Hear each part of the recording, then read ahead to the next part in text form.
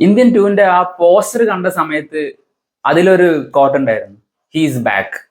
പക്ഷെ ഈ സിനിമ കണ്ട സമയത്ത് എനിക്ക് തോന്നിയത്, Y he's back, he doesn't back at all. അതായത് ആ പഴയ സേനാപതി അല്ല തിരിച്ചു വന്നിട്ടുള്ള ഇന്ത്യൻ ടൂവില് കാണാൻ പറ്റുന്നത്.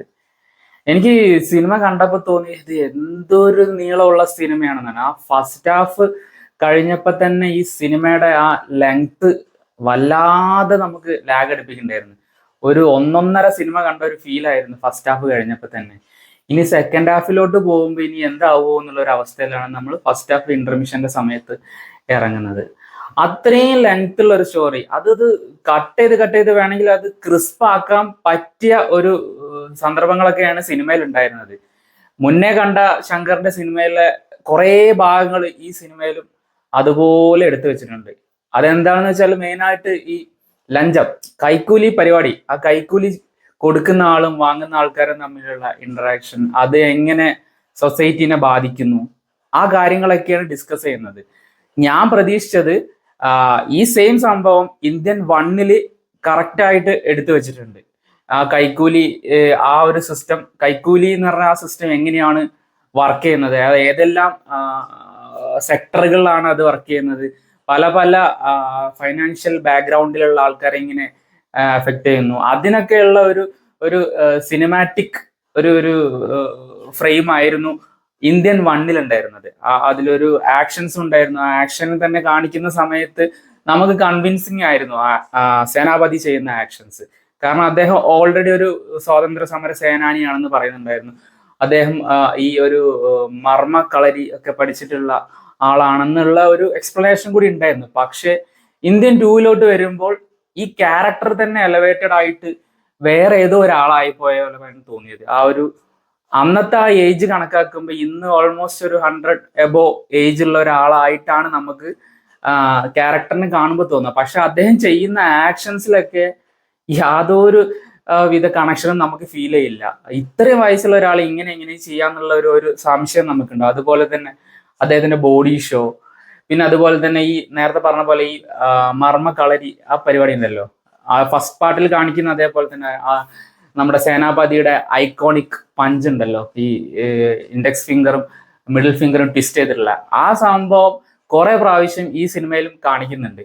പക്ഷെ അത് മാത്രമായിരുന്നുണ്ടെങ്കിൽ നമുക്ക് കുറച്ചുകൂടി എൻജോയബിൾ ആവുന്നു. പക്ഷേ ഇദ്ദേഹം ചെയ്യുന്ന വേറെ കുറെ ആക്ഷൻസ് ഉണ്ട്, സാധാരണ ഒരു ശങ്കർ സിനിമയിൽ എക്സ്പെക്ട് ചെയ്യുന്ന തരത്തിലുള്ള ആക്ഷൻസ് ആണ്. അതായത് പുതിയ ടെക്നോളജി, പുതിയ ഏരിയകളിലൊക്കെ ആക്ഷൻ സീക്വൻസുകൾ എടുത്തു വെച്ചിട്ടുണ്ട്. പക്ഷെ ഇത്ര ഏജ് ഉള്ള ഒരു വ്യക്തി ഇത് എങ്ങനെ വന്ന് ചെയ്യുമെന്ന് പറഞ്ഞ ഒരു ഡൗട്ട് ഉണ്ടായിരുന്നു. അത് ശരിക്കും അൺബിലീവബിൾ ആയിട്ട് ചെയ്തിട്ടുണ്ട്. എന്ന് വെച്ചാൽ നമുക്ക് പ്രേക്ഷകർ എന്ന നിലക്ക് നമുക്ക് ഒരിക്കലും വിശ്വസിക്കാൻ പറ്റാത്ത രീതിയിലാണ് സിനിമയിലെ ആക്ഷൻസ് വന്നിട്ടുള്ളത്. അതും ആ ക്ലൈമാക്സിലെ ഫൈറ്റ്, അതൊരു യൂണിസൈക്കിളിലൊരു ഫൈറ്റ് കൊറിയോഗ്രാഫ് ചെയ്തിട്ടുണ്ട്. അതിന്റെ ലെങ്ത് വരുന്ന, അത് ഭയങ്കര എക്സസീവ് ലെങ്ത് ആയിട്ടാണ് തോന്നിയത്. ആ ഫൈറ്റിലോട്ടൊക്കെ എത്തിക്കാനുള്ള ഒരു പരിപാടികൾ മാത്രമാണ് ഫസ്റ്റ് ഹാഫ് സെക്കൻഡ് ഹാഫ് ഒക്കെ ചെയ്തിട്ടുള്ളത്. എനിക്ക് ഒട്ടും കൺവിൻസിങ് ആയിട്ട് തോന്നിയില്ല, ഒട്ടും എന്റർടൈനിങ്ങും അല്ലായിരുന്നു. കാരണം കമൽഹാസൻ ഉണ്ട്, ആ ലെജൻഡറി ആക്ടർ കമൽഹാസൻ ഉണ്ട്. പക്ഷെ അദ്ദേഹത്തിന്റെ ആ ഒരു ഫേസും പിന്നെ കുറച്ച് എക്സ്പ്രഷൻസ് മാത്രം ക്യാപ്ചർ ചെയ്ത് സിനിമ പിന്നെ ഹോൾ ടൈം ഡിപ്പെൻഡിങ് ഓൺ മറ്റേ സി ജി ഐയിലും VFX-ലും അതുപോലെ തന്നെ പുതിയ ടെക്നോളജിയിൽ ഒരുപാട് ഫോക്കസ് കൊടുത്ത പോലെ എനിക്ക് തോന്നി, ഈ ആക്ടിങ്ങിനെക്കാട്ടിയും സ്റ്റോറിനെക്കാട്ടിയും തിരക്കഥിനെക്കാട്ടിയും ഒക്കെ. അപ്പൊ അങ്ങനെ കൊടുക്കുന്ന സമയത്തുള്ള ഒരു പോരായ്മ നല്ലോണം സിനിമയിലുണ്ട്. പിന്നെ നമ്മുടെ സിദ്ധാർത്ഥിന്റെ ക്യാരക്ടറും ഇതുപോലെ തന്നെ ഒരു ന്യൂ ജനറേഷൻ ഇറയിലുള്ള ഒരു വ്യക്തി. അദ്ദേഹം സോഷ്യൽ മീഡിയ ഇൻഫ്ലുവൻസർ ഒക്കെ ആയിട്ട് ഒരു ഗ്രൂപ്പ് ഓഫ് പീപ്പിളിന്റെ ഹെഡായിട്ട് നടക്കുന്ന ഒരാള്. അവരുടെ ജീവിതത്തിലോട്ട് ഈ കൈക്കൂലിയുമായി ബന്ധപ്പെട്ട കുറെ സംഭവ വികാസങ്ങൾ വന്നു ചേരുകയും അത് അവരുടെ ജീവിതത്തിനെ അഫക്റ്റ് ചെയ്യുന്നതും അവര് വഴിയാണ് ഈ ഇന്ത്യൻ നമ്മുടെ താത്തനെ തിരികെ കൊണ്ടുവരുന്ന ഒരു ലൈനിലോട്ട് കഥ പോകുന്നത്. അതൊക്കെ എന്താ പറയാ, നമുക്ക് വിശ്വസിക്കാൻ പറ്റാത്ത രീതിയിലുള്ള ഒരു എലവേഷനാണ് സീൻ ബൈ സീൻ തോന്നിയിട്ടുള്ളത്. അത് സ്റ്റോറിയിലുള്ള ആ ഒരു പ്രശ്നം തന്നെയാണ്. എനിക്ക് തോന്നിയത് എന്താ വെച്ചാൽ ഏതെങ്കിലും ഒരു ഇൻസിഡന്റിനെ മാത്രം ഫോക്കസ് ചെയ്തിട്ട്, ഇപ്പൊ വീണ്ടും കൈക്കൂലി എന്നുള്ള ആ ഒരു സംഭവം എടുത്തെങ്കിൽ തന്നെ, അതായത് ഇന്ത്യൻ വണ്ണിലും എടുത്തിട്ടുണ്ട്, അന്യനിലും എടുത്തിട്ടുണ്ട്. ഇതിലും വേണമെങ്കിൽ അത് തന്നെ എടുക്കാമായിരുന്നു. പക്ഷെ ഒരു സിംഗിൾ കാര്യത്തിന് മാത്രം ഫോക്കസ് ചെയ്തിട്ട് സിനിമ ഒന്ന് ബിൽഡ് ചെയ്തിരുന്നെങ്കിൽ കുറച്ചും കൂടി നന്നായതിനെന്ന് തോന്നുന്നു. കാരണം അത് കുറച്ചും കൂടി എൻഗേജിങ് ആക്കി. ഇത് വളരെയധികം സ്കാറ്റേർഡ് ആയിട്ട് ഇരിക്കുകയാണ് ഈ സിനിമയിൽ നടക്കുന്ന കാര്യങ്ങൾ. അത് അവർ കാണിക്കുന്നത് ഇന്ത്യയിൽ തന്നെ പല സ്ഥലത്ത് നടക്കുന്നതായിട്ടുള്ള കാര്യങ്ങളാണ് കാണിക്കുന്നത്. അതന്നെ നമുക്ക് വളരെ ബോർഡായിട്ട് തോന്നും.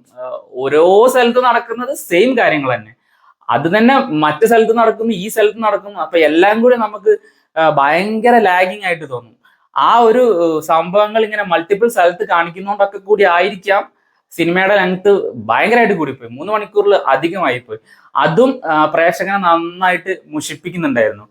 അപ്പൊ മൊത്തത്തിൽ എനിക്ക് തോന്നിയത് സേനാപതി എന്ന് പറഞ്ഞ ആ ക്യാരക്ടറിനെ റീഇൻട്രൊഡ്യൂസ് ചെയ്യേണ്ട ഒരു ആവശ്യമില്ലായിരുന്നു എന്നാണ് സിനിമ മൊത്തത്തിൽ കണ്ടപ്പോൾ തോന്നിയത്. എന്നാലും ശങ്കറിന്റെ കുറച്ച് ഫ്രെയിംസും കാര്യങ്ങളൊക്കെ ഉണ്ടല്ലോ, ഭയങ്കര ബ്രഹ്മാണ്ഡമായ, കാണാൻ ഒരുപാടുള്ള കളർഫുൾ ആയിട്ടുള്ള, പഞ്ചിങ് ആയിട്ടുള്ള, കണ്ണിന് കുത്തുന്ന തരത്തിലുള്ള കുറെ ഫ്രെയിംസും കാര്യങ്ങളൊക്കെ ഉണ്ട്.